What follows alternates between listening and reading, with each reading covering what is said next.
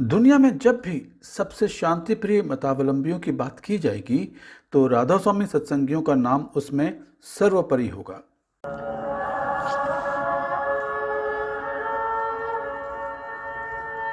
दुनिया जब भी उन लोगों को याद करेगी जिन्होंने अपने आराध्यों के स्मृति चिन्हों को क्षतिग्रस्त किए जाने के बाद भी न तो कोई गैर कानूनी काम किया और न ही देश के संविधान को तार तार किया, तो दुनिया दयालबाग के सत्संगियों को जरूर याद करेगी। पुलिसकर्मियों को और सिविल प्रशासन के जो तमाम पुलिसकर्मी में रिपोर्ट का आनंद करके प्लीज आप बाहर जाइए, अपने को बाहर जाइए।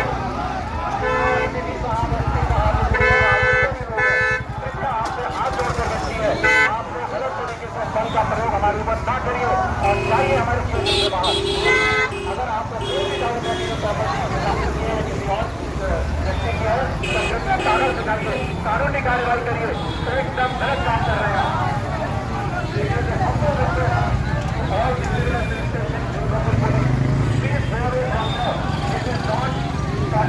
और private property and you are trying to enter without any authority.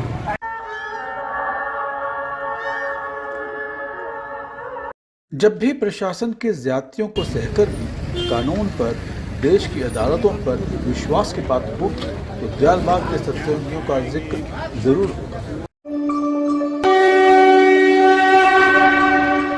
Dayalbagh में 23 और 24 सितंबर की दुखद घटनाओं को बीते अब काफी दिन हो चुके हैं।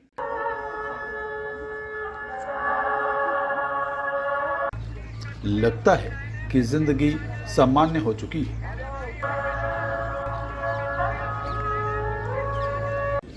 दयालबाग में सुबह के खेत जैसे चलते थे, चलना शुरू हो गए।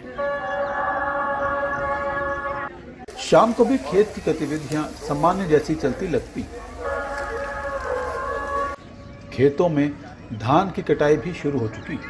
पर इस सब के बीच, सामान्य होती सत्संगियों की जिंदगी के बीच कुछ ऐसा है जो सामान्य नहीं लगता। कुछ असहजता का भाव है। लगता है कि कुछ कहीं ना कहीं टूट चुका है। अंदर ही अंदर बहुत कुछ है जो घायल हो चुका है, चोटिल हो चुका है।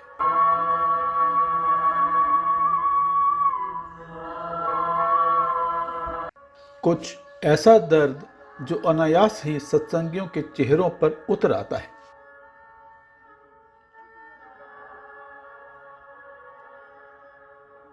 लगता है जो जख्म 23 और 24 सितंबर को सत्संगियों के जिस्मों को मिले, वो या तो भर चुके हैं या कुछ और दिनों या महीनों में भर जाएंगे। पर जो चोटें सत्संगियों को भावनात्मक रूप से मिली हैं, जो जख्म उनकी रूह, उनकी आत्मा पर लगे हैं, उनसे उबरना सत्संगियों के लिए आसान नहीं होगा।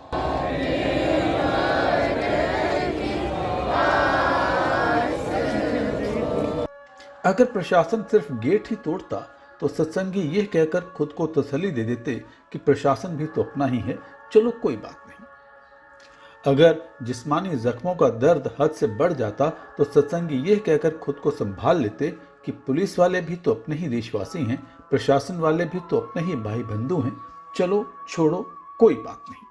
पर कुर्सी के नशे और बुलडोजर की ताकत के चलते प्रशासनिक अधिकारियों ने वो कर डाला जो उनको कतई नहीं करना चाहिए था। अब इसमें इन प्रशासनिक अधिकारियों का भी कोई अधिक दोष नहीं।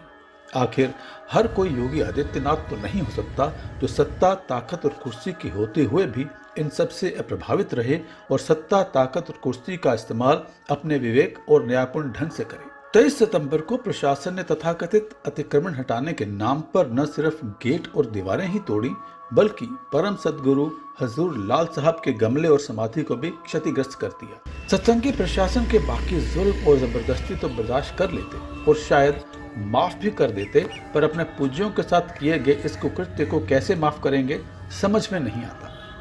ये तो सत्संगी दया, करुणा, क्षमा, सेवा और अनुशासन को जीवन में उतारने का भरसक प्रयास करते हैं, लेकिन इस मामले में सत्संगी क्या करेंगे और कैसे करेंगे, जान पाना मुश्किल है।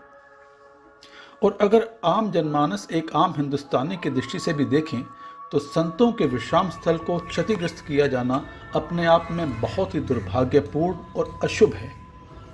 ऐसा कभी नहीं किया जाना चाहिए था। हो सकता है कि इस पर सत्संगी किसी तरह की कोई स्पष्ट प्रतिक्रिया न दें और दुनियावी तौर पर नहीं कोई एक्शन लें, पर इसको भूल कतई नहीं पाएंगे। जैसे कहते भी हैं ना, नाइदर फॉरगिव नॉर फॉरगेट। क्षमा इसलिए नहीं कि सत्संगी तो क्या, कोई भी आम आदमी खुद के अपमान को तो क्षमा कर सकता है, पर अपने पूज्यों के अपमान को बिल्कुल नहीं। वो बात अलग है कि इस पर किसी किस्म का चाहे कोई एक्शन न लिया जाए, पर अपने पूज्यों के अपमान को न तो भूला जा सकता है और न ही इसके लिए माफ किया जा सकता है। यह भी हो सकता है कि सत्संगी इस अपमान की अर्जी को अपने परमात्मा, अपने कुल मालिक के दरबार में लगा दें और उस परमात्मा और उस कुल मालिक के इंसाफ पर इस अपमान को भी छोड़ दें, क्योंकि उस परमात्मा, उस कुल मालिक से बड़ा इंसाफ करने वाला और सजा का दंड देने वाला और कोई नहीं है।